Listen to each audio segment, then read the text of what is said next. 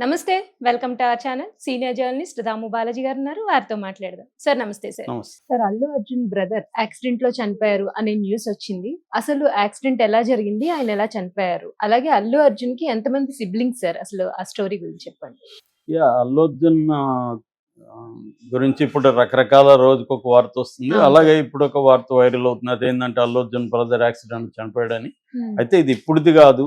ఓహ్! అల్లు అర్జున్‌కి మామూలుగా అయితే ముగ్గురు అల్లు అర్జున్ బ్రదర్స్ ముగ్గురు అనమాట. హ్మ్. వెంకటేష్, శిరీష్, అల్లు అర్జున్ ముగ్గురు అనేది అందరికి తెలుసు. కానీ ఇంకొక బ్రదర్ కూడా ఉండేవాడు. అతను చనిపోయాడన్న వార్త ఇప్పుడు బయటకొచ్చింది. ఎందుకంటే హ్మ్. మీడియా ఇప్పుడు అల్లు అర్జున్‌కి సంబంధించి హ్మ్. డిఫరెంట్ కోణాలని బయటికి తీస్తుంది అవును కదా, సార్. అల్లు అర్జున్ ఫ్యామిలీ గురించి.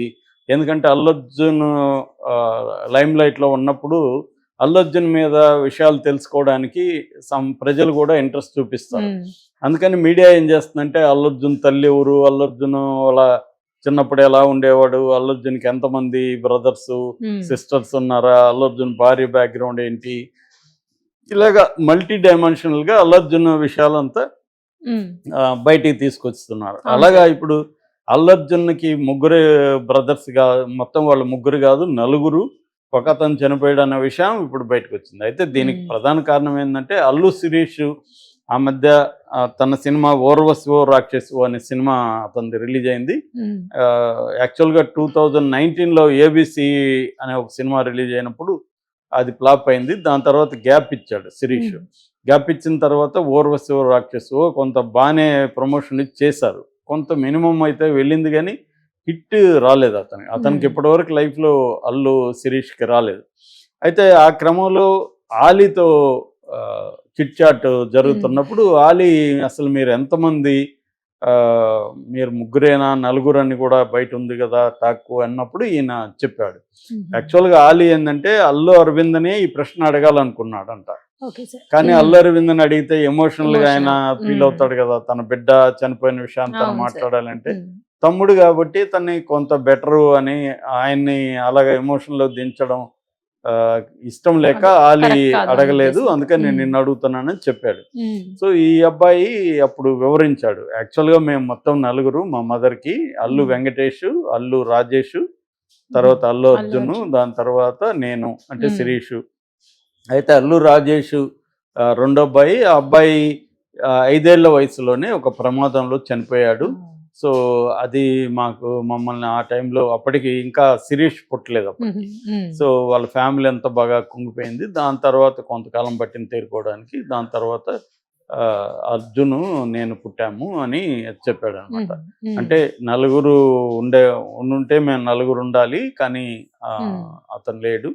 సిరి ఆహ్, రాజేష్ లేడనేది చెప్పారు. సో, అల్లు వెంకటేష్, అర్జున్ అండ్ శిరీష్ ముగ్గురు అన్నదమ్ములు. ఆహ్, వెంకటేష్ ఏమో ఆహ్, ఒక ఫిల్మ్ మ్యాగజైన్ పెట్టడం, కొన్ని వ్యాపారాలు హుహు. అవి చూసుకుంటాడు. అల్లు అర్జున్ మనకు తెలుసు. అవును ఆయన సార్. అల్లు అర్జున్ యాక్చువల్‌గా వాళ్ళ మదర్ గూడా నిర్మల అనుకుంటా ఆమె పేరు. హ్మ్.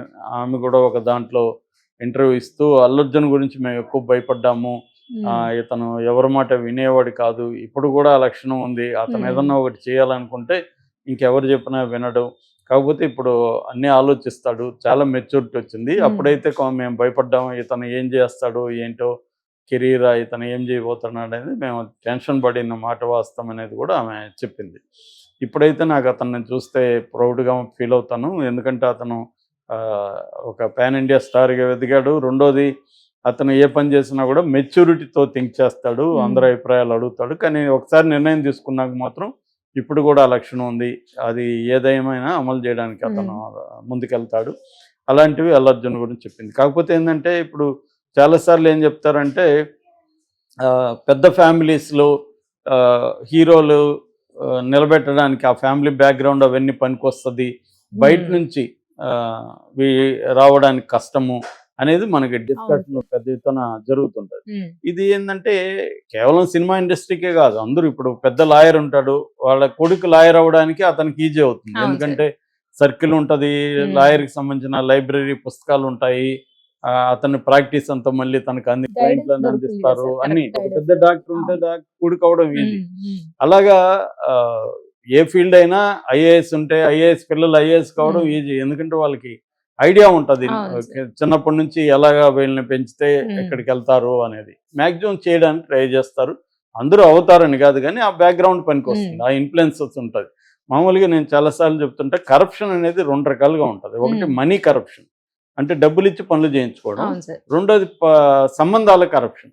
ఉమ్, సంబంధాల కరప్షన్, మనకు సర్కిల్ ఎంత బాగుంటే ఆ సర్కిల్ని ఉపయోగించుకొని మనం పనులు ఉమ్, చేయించుకునేది కూడా కరప్షనే కదా. ఉమ్, ఎందుకంటే మనం బ్రేక్ చేస్తున్నాం కదా, అవును సార్. సిస్టమ్స్ని బ్రేక్ చేసి ఉమ్, కదా వెళ్తున్నాం. ఇప్పుడు నాకేదో ఇప్పుడు మీకు జాబ్ కావాలి, నాకెవరో తెలుసు, ఉమ్, నేను అడుగుతాను ఇట్లా అవును సార్. పలానా మాకు తెలిసిన ఉన్నారండి జాబ్ ఇప్పించాను ఉమ్, నేను. వాళ్ళు ఇప్పిస్తారు. Is it a corruption or not? ఎందుకంటే మీరు ప్రాపర్గా వెళ్ళట్లేదు కదా, అవును సార్. బ్రేక్ చేసి వెళ్తున్నారు ఉమ్, కదా. సో ఈ కరప్షన్ అనేది ఇండియాలో అప్పర్ కాస్ట్కి మాత్రమే పనిచేస్తుంది. పేదలకు ముఖ్యంగా ఉమ్, దళితులకి, బీసీలకి, వీళ్ళకి పనిచేయదు. ఎందుకు? వీళ్ళకి ఆ సర్కిల్ ఉండదు. అవును సార్. అక్కడే డబ్బు కరప్షన్కి మాత్రమే డెమోక్రాటిక్ ఉమ్, స్వభావం ఉంటుంది. డబ్బులు దళితుడు ఇచ్చాడా, బీసీ ఇచ్చాడా అనేది చూడడు, ఉమ్, తీసుకునేవాడు. కానీ సంబంధాల కరప్షన్ మాత్రం అది ఎవరు కూడా కరప్షన్గా కూడా మాట్లాడుకోరు. ఉమ్, డబ్బు కరప్షనే కరప్షన్ కరప్షన్ అనుకుంటారు. అంటారు. అవును సార్. నిజానికి సంబంధాల కరప్షన్ చాలా పెద్దది. ఉమ్, అది ప్రతి ఫీల్డ్లోనూ ఉంటుంది. అందుకనే మనకి ఇప్పటికి కూడా మీరు ఆ మధ్య కూడా నేను మా ఫ్రెండ్ ప్రైవేట్ కంపెనీల్లో సిఇఓ స్థాయిలో ఏ కులం ఉందని చూస్తే ఉమ్, 4 అప్పర్ కులాలే ఉన్నాయండి. 95% ఓకే సార్. గవర్నమెంట్ దాంట్లో రిజర్వేషన్ ఉంది కాబట్టి వీళ్ళు వెళ్ళగలిగారు. ఉమ్, ఉమ్, ప్రైవేట్ కంపెనీలో ప్రైవేట్. మీరు డేటా చూడండి, టాప్ పొజిషన్లో ఉండే వాళ్ళంతా ఈ 4-5 అప్పర్ కాస్ట్లో వాళ్ళే ఉమ్, ఇప్పటికీ ఉమ్, ఉంటారు. ఎందుకు? ఇదే వాళ్ళ బ్యాక్గ్రౌండ్ పనిచేస్తుంది అవును వాళ్ళకి. సార్. వాళ్ళు ఆల్రెడీ పెద్దోళ్ళు ఉంటారు, వాళ్ళని వాళ్ళు ప్రమోట్ ఉమ్, చేసుకుంటారు. దళితులు, బీసీలో అక్కడికి వెళ్ళే పరిస్థితి లేదు. ఎందుకంటే ప్రైవేట్ దీంట్లో ఉమ్, రిజర్వేషన్ లేదు ఉమ్, కాబట్టి. చాలామంది రిజర్వేషన్ విమర్శిస్తుంటారు కానీ రిజర్వేషన్ లేకపోయింటే అసలు ఈ స్థాయిలో దళితులు కానీ, బీసీలు కానీ ఏ మేరకు రావడానికి కారణం రిజర్వేషన్ లేదు. ఉమ్, సో అలాగా ఈ సినిమా ఇండస్ట్రీలో కూడా ఒక సర్కిల్ ఉంటే వాళ్ళ పిల్లలు, అందుకనే ఇప్పుడు కొన్ని మన కాంపౌండ్లుగా డివైడ్ చేస్తే చిరంజీవి కాంపౌండు, ఉమ్, Krishna compound, Krishnaraju compound, Mohan Babu compound, NTR compound, ఇలాగా కొన్ని ఉమ్, డివైడ్ చేస్తే వీళ్ళ పిల్లలే మనకు ప్రధానంగా కనిపిస్తారు అవును హీరోలుగా, సార్. డైరెక్టర్ పిల్లలు డైరెక్టర్లుగా ఇలాగా. ఎందుకంటే వాళ్ళకి ఆ సర్కిల్ ఉంటుంది. చిన్నప్పటి నుంచి వాళ్ళని గ్రూమ్ చేయడం తెలుసు, సెట్ చేయడం తెలుసు ప్రాజెక్టులని. ఇవన్నీ పడిలేసిన చాలామంది హీరోలు మనం చూస్తున్నాం.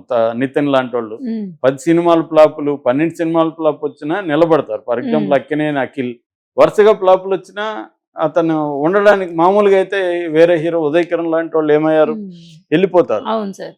కానీ వీళ్ళకి ఆ బ్యాక్గ్రౌండ్ అదంతా హెల్ప్ ఉమ్, చేస్తుంది. కాకపోతే అది అందరికి హెల్ప్ చేయదు. ఉమ్, ఎంతో కొంత టాలెంట్ టాలెంట్ ఉండాలి. లేకపోతే ఉమ్, నిలబడడం కూడా కష్టం. ఇప్పుడు కృష్ణ ఫ్యామిలీలో రమేష్ ఉన్నాడు. ఆయన ఉమ్, 13-14 సినిమాలు చేశాడు. మరెందుకు హీరోగా ఉమ్, నిలబడలేకపోయాడు? మహేష్ బాబు వాళ్ళ అన్న అవును సార్. మహేష్ బాబు ఎందుకు రాగలిగాడు ఉమ్, అంటే అతనికి ఆ టాలెంటు, ఉమ్, ఆ రూపము, కొంత లక్కు ఇవన్నీ పనిచేస్తాయి. ఉమ్, అట్లాగే ఈయనకు ఇప్పుడు అల్లు అరవింద్కు నిజానికి చిరంజీవి కెరీర్ గ్రోత్ కనుక అల్లు అరవింద్ ప్లానింగ్ కానీ, మేనేజరల్ స్కిల్స్ కానీ, వ్యూహాలు వేయడం కానీ, అవన్నీ డీలింగ్ చేయడం కానీ, అవును డీల్ సార్. చేయడం ఇవన్నీ పనికొచ్చాయి. ఉమ్, అంటే మనకి ఇప్పుడు ఒక రాజుకి మంత్రి ఎలాగా, ఇప్పుడు ఆయన ఎవరు ఉమ్, చంద్రగుప్తుడికి చాణక్యుడు ఎలాగా పనిచేశాడో ఉమ్, అలాగా ఒక చిరంజీవి వెనక అల్లు అల్లు అరవింద్ అరవింద్ అనేది సార్. అవును సార్. పనిచేసింది. అది అందరికి ఇండస్ట్రీలో ఉమ్, తెలుసు. ఆ, కాకపోతే అల్లు అరవిందే తన కొడుకుని మరి ఎందుకు హీరో చేసుకోలేకపోతున్నాడు? శిరీష్ని ఈయన్ని చేసుకోగలిగాడు కానీ ఉమ్, శిరీష్ని ఎందుకు చేసుకోలేకపోతున్నాడు అంటే శిరీష్లో దానికి తగిన అవసరమైన మెటీరియల్ ఉమ్, సరిపోవట్లేదు. అతను బాగుంటాడు, పెర్ఫార్మెన్స్ బాగా చేస్తాడు, ఇవే సరిపోవు. హీరో కావడానికి ఇంకా కూడా వేరే వేరేవి రావాలి. అంటే నెసరీ కండిషన్, సబ్సెంట్ కండిషన్ అని 2 ఉంటాయి ఎప్పుడైనా ఉమ్, దేంట్లో అయినా. నెసరీ కండిషన్ ఏమో నీకు సర్కిల్ ఉండడం, ప్రమోట్ చేయడం, ఇవన్నీ నెసరీ కండిషన్. ఇవి ఉమ్, లేకపోతే అసలు ఎంట్రీనే ఉండదు. ఇప్పుడు ఉమ్, మామూలు వాళ్ళు హీరోగా రావడం అంటే వెరీ వెరీ డిఫికల్ట్. ఎందుకంటే బ్యారియర్స్ చాలా ఉంటారు. వీళ్ళకి ఈ ప్రైమరీ బ్యారియర్స్ ఏవి ఉండవు సినిమా ఇండస్ట్రీలో, ఉమ్, వీళ్ళు ఈజీగా వెళ్తారు. కానీ అక్కడ నుంచి సబ్సెంట్ కండిషన్ అయితే సరిపోదు. వీళ్ళ ఉమ్, ఈ వేరే ఉండాలి. సబ్సెంట్ కండిషన్ ఏందని డిఫైన్ చేయలేం, అది చేంజింగ్ అవుతూ ఉంటుంది ప్రతిసారి. సో అలాగా శిరీష్ ఇప్పటి వరకు అతని కెరీర్లో సినిమా లేదు.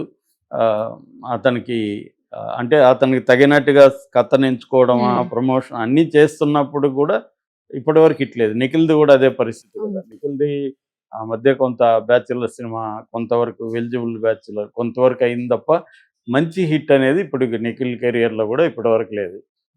ఇతను కొంతవరకు బెటర్గా ఉన్నాడు నాగ చైతన్య.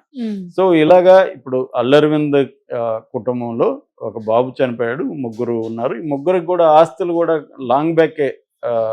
నాకు ఎవరో ఒక డైరెక్టర్ చెప్పాడు, అల్లు అరవింద్ ముగ్గురికి 800-900 కోట్లు ఒక్కొక్కరికి తన ఆస్తులు పనిచేశాడు అని చెప్పారు. సో వీళ్ళు ముగ్గురు వాళ్ళు పనులు చేసుకుంటుంటారు, కానీ అల్లు అరవింద్ తన ఆస్తుల్ని ఆల్రెడీ ముగ్గురికి డిస్ట్రిబ్యూట్ చేశాడని కూడా చెప్పాడు. అల్లు అరవింద్ ఏంటంటే వెరీ ప్లానింగ్ ఉన్న పర్సన్. ఆయన సినిమాల ప్రొడక్షన్ కానీ అన్నీ కూడా సిస్టమేటిక్ గా ఉంటది అనమాట. ఆయన కానీ దగ్గుబాటి సురేష్ బాబు వీళ్ళు ఏంటంటే వెరీ సిస్టమేటిక్ గా చేసుకుంటా వీళ్ళే ఇదనమాట. సో అలాగా ఇది. కానీ అటువంటి అల్లు అరవింద్ కూడా ఇప్పుడు వచ్చిన క్రైసిస్ డీల్ చేయడానికి ఆయన కొంత టైం పట్టింది, చాలా ఇబ్బందుల్ని ఎదుర్కోవాల్సి వచ్చింది. ఎవరికైనా ఒక్కోసారి మనకు మించిన శక్తులు బయట పవర్ఫుల్ ఉన్నప్పుడు వాటిని డీల్ చేయడంలో నీకు ఎంత ఇది ఉన్నా కూడా కష్టం. అందుకని పవర్ ఇంపార్టెంట్. పవర్ ఎవరికి ఉంటే సిస్టమేటిక్ పవర్, అది కూడా వ్యవస్థీకృత అధికారం